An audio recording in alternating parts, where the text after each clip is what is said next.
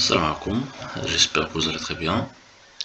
Donc aujourd'hui, on va continuer la résolution de l'exercice précédent concernant l'étude de suite à un terme. Donc on est l'instant dans la partie 2 pour l'énoncé. Donc on déduire que pour toute entier naturel n supérieur ou égal à 2, on a les inégalités suivantes. Donc on a ln de n, comprise entre i de n-1 et i de n-1 sur n, et v de n comprise entre 0 et 1. Donc, pour résoudre cette question, on peut revancher vers les questions précédentes, et on peut l'utiliser. D'après la question précédente, pour tout cas appartenant à 1, 2 jusqu'à n-1, donc 1, 2, 3, 4, et ainsi de suite. Donc on a auparavant que la fonction définie par l'intégrale, donc ak plus 1 sur x d de x, est comprise entre 1 sur k plus 1 et 1 sur k. Donc on peut ajouter maintenant dans tous les côtés, donc la somme de k égale à 1 jusqu'à n-1, on va l'ajouter ici à gauche, c'est pour la fonction définie par l'intégrale, et aussi à droite. Donc on a le membre de gauche, donc si c'est ce membre, c'est écrit sous forme de 1 sur 2, donc c'est-à-dire on a remplacé ici k par 1, par 2, par 3, par 4, et ainsi de suite. Donc 1 sur 2, plus 1 sur 3, plus jusqu'à 1 sur n. Donc ce terme-là, donc égal à toujours à un moins 1. Donc la même chose pour le membre de droite. Le membre de droite s'écrit sous forme de 1, plus 1 demi, plus 1 sur 3, plus 1 sur 4, jusqu'à 1 sur n moins 1. Donc ce terme s'écrit aussi sous forme i de n moins 1 sur 1. Donc c'est-à-dire on a trouvé à l'instant les deux bornes, donc la borne à gauche et la borne à droite. Il nous reste seulement la borne encadrée. Donc la somme des inégalités, donc si on fait la somme des deux inégalités, on trouve donc l'intégrale de 1 jusqu'à n de 1 sur x d de x égale à toujours à ln de n. Donc on sait très bien que la primitive de 1 sur x, donc c'est ln. Donc ln de x, si on replace x par n, et vous restez ici, donc c'est ln de n, moins ln de 1, donc c'est 0. Donc vous restez ici, c'est ln de n.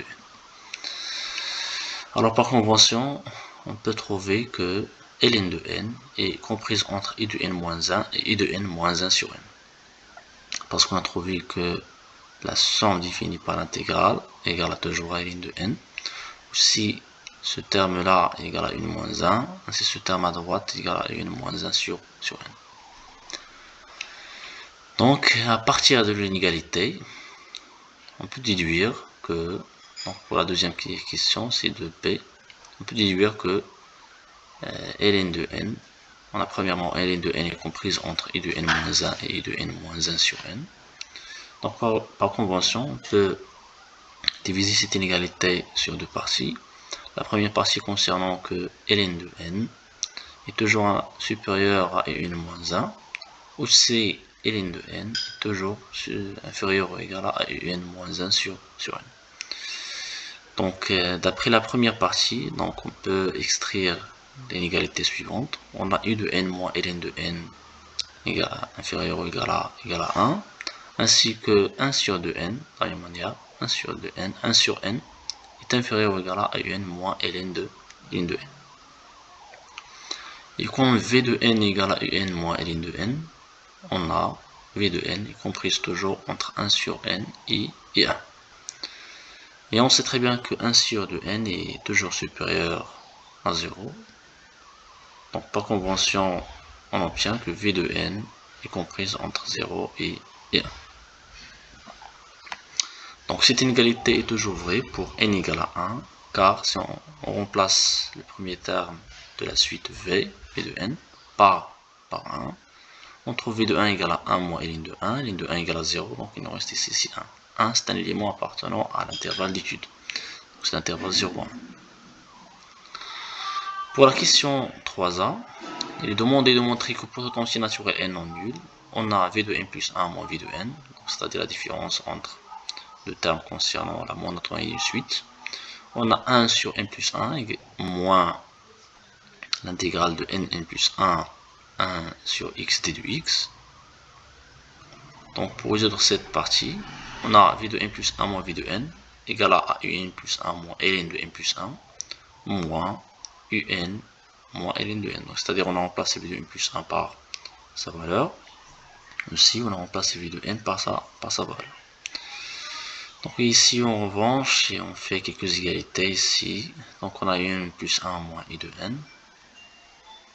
Donc moins ln de n plus 1 moins ln de n.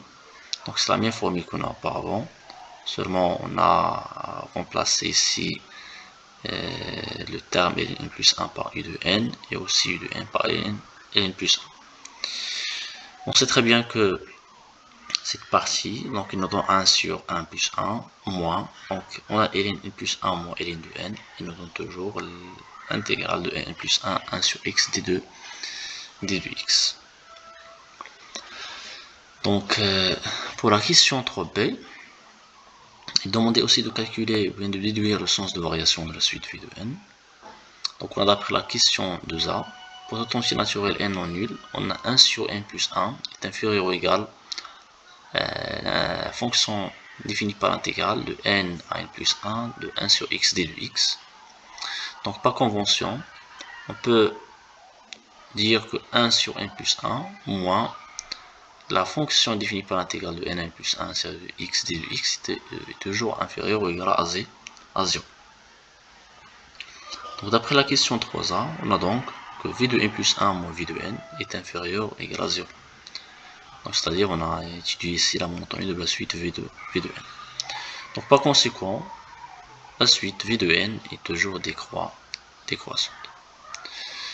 Pour la question 4, montrer que la suite v de n converge. Donc on va montrer que la suite converge premièrement. Deuxièmement, on note gamma la limite de la suite v de n, qui est la limite de la suite i de n. Donc c'est-à-dire, on peut déduire directement la limite de la suite u de n selon le terme de la suite v de n. Donc on a premièrement la suite v de n est décroissante, d'après la question 3b qu'on a fait auparavant. Aussi il est minoré par 0, d'après la question 2b. On a aussi la suite v de n converge vers une limite notée gamma. Pour la suite i de n, on a i de n égale à toujours à ln de n plus v de n. On a ce terme-là dans l'énoncé. Donc, quand n tend vers plus infini, on a ln de n aussi tend vers plus infini.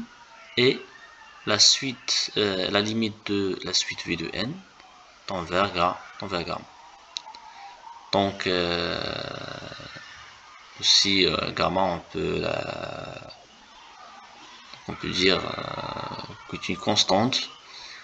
Donc la limite de i de n complètement tend vers la limite de ln de n, puisque la limite de ln de n tend vers plus infini, donc aussi la limite de la suite i de n tend vers plus infini. Bon courage.